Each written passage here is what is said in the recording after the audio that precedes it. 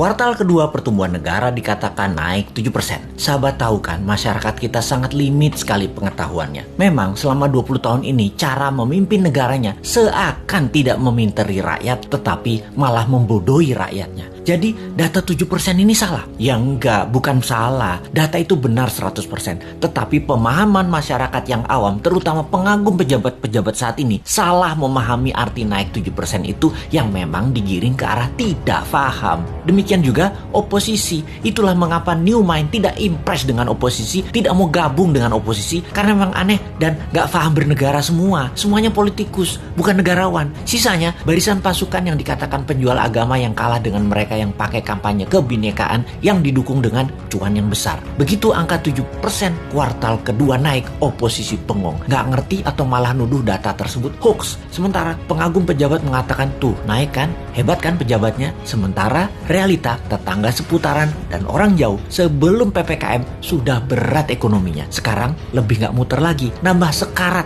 butuh oksigen. Kok gak ada yang naik? Begini melihatnya. Biar makin paham bahwa New Mind mencoba memberikan pemahaman cara cerdas bernegara. Naik 7% itu year on year. Paham? Enggak peduli. Gini kita ilustrasikan. Tahun lalu minusnya 1,9%. Tahun ini minusnya 1,7%. Naik dari minus 1,9% ke 1,7% itu naik sekian persen. Betul kan? Ya betul, naiknya begitu kira-kira. Bukan dari 1,9 minusnya total lompat plus 7%. Ya bukan begitu. Jadi data tidak salah. Cuman demi populerisme, kayak artis gitu deh, gak boleh terlihat jelek, jadi diambillah mengemasnya dari sisi positif. Itu tidak salah. Yang salah adalah pemahaman banyak orang yang terus dipolitisasi. Mangkel deh 20 tahun ini gak dewasa-dewasa juga bernegaranya. Lebih mangkel lagi, kenapa setiap masalah pejabat yang ditugaskan, dia lagi.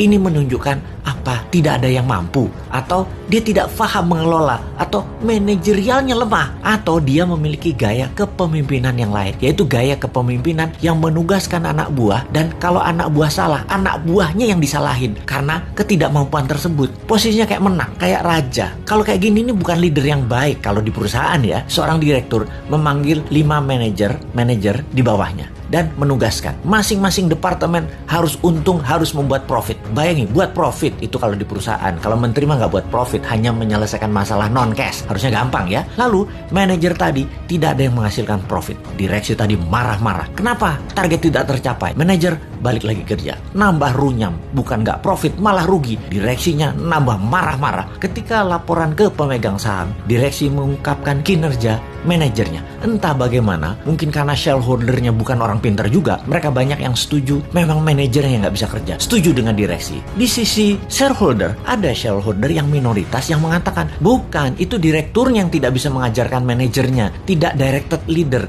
tidak berpengalaman bisnis multinasional, memang dia yang tidak mampu.